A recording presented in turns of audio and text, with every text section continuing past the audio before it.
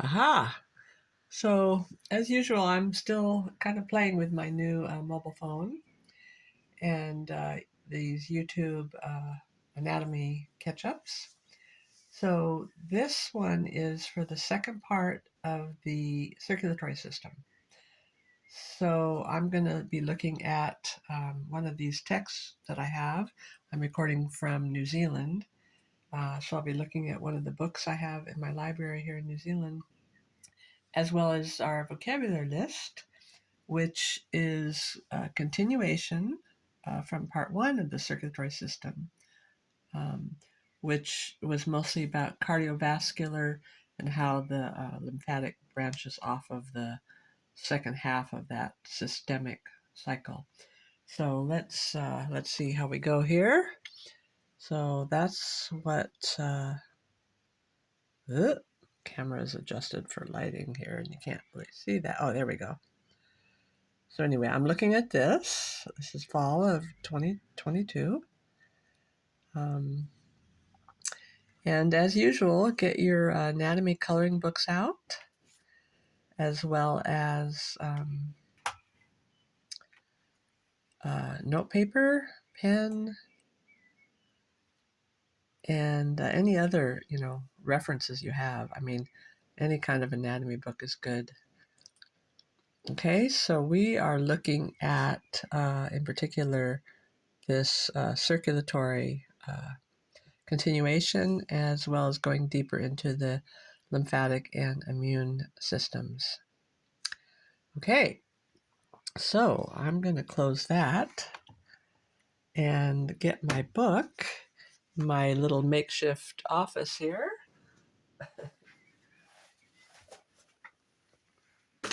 Which is beautifully located in Gisborne.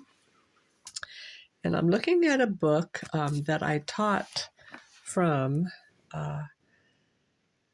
when I was teaching at the Tyrophyte Polytechnique, or Gisborne's.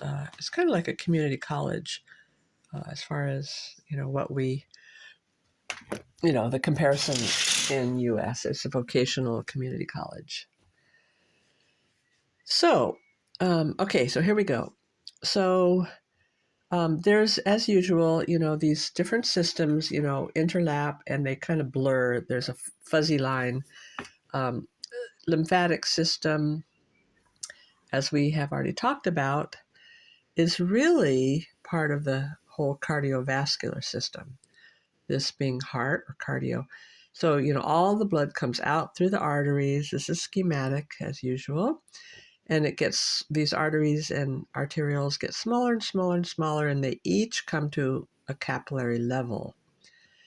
And at that point, it's like lace, and the capillaries are everything's so small, and the walls are so thin that the fluid part, not the red blood cells, but everything else that you find in the blood system, the actual blood composition, some of it can seep out into the interstitial fluid or interstitium. And then, but most of it continues up through the veins. The arteries and veins, always done in red and blue, are a very closed system. So only the fluid, the red blood cells can't, but everything else in the blood can, seep out and bathe and bring nutrients to all the connective tissue and everything else.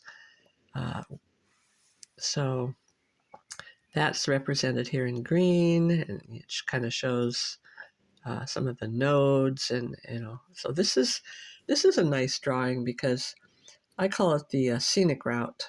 It's a very slow system because it's out of the pump. Arteries and veins are pumped, and they have a driving force. But once, fluids and all the components seep out, it's kind of bathing everything else. So that's kind of a nice drawing there. So you could say safely that the lymphatic vessels kind of parallel the veins, because their job is to get everything from the tissues, the smallest vessels, back up to the heart. So this is called systemic circulation. And then from there, of course, we have pulmonary, where the blood, everything, all the lymph goes back into the blood, and then it goes in and out of the lungs, or the pulmonary circulation. And then it comes all over again. So when we talk about lymphatic vessels, we are talking about these, the green highway. Let's just call it the green highway. The scenic route, because it's a lot slower than the vein highway. So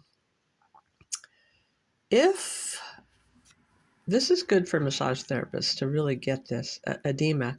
So at this point, when the fluid has left the closed system, the capillaries,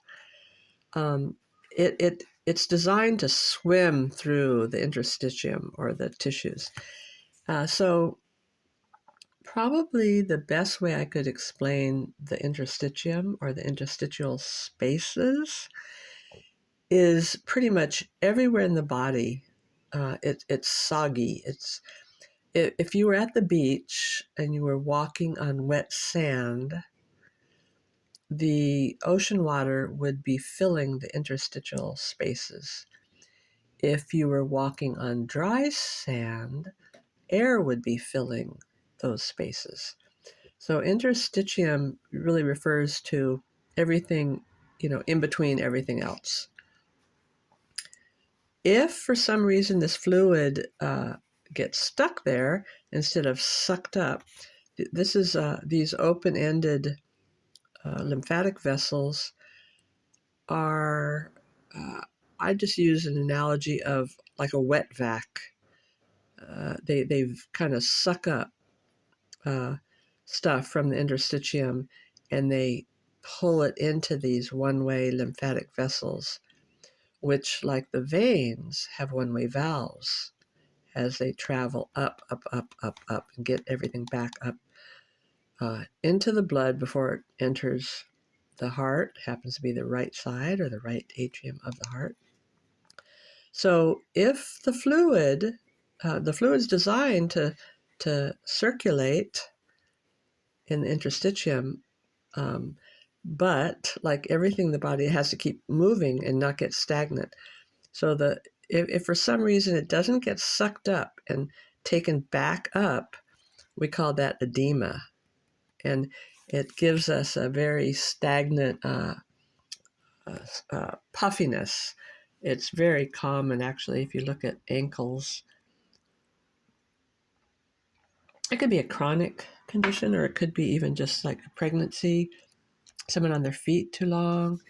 So the lymphatic system really has to fight gravity, especially when you're upright. Unless you're when you're upright and moving, or you're not as bad as when you're upright and standing. But when you lie down, it doesn't have to fight gravity. But most of the time, it has to fight gravity. That's why it's important to remember that the lymphatic vessels and their structures, as well as all the veins, have one-way valves.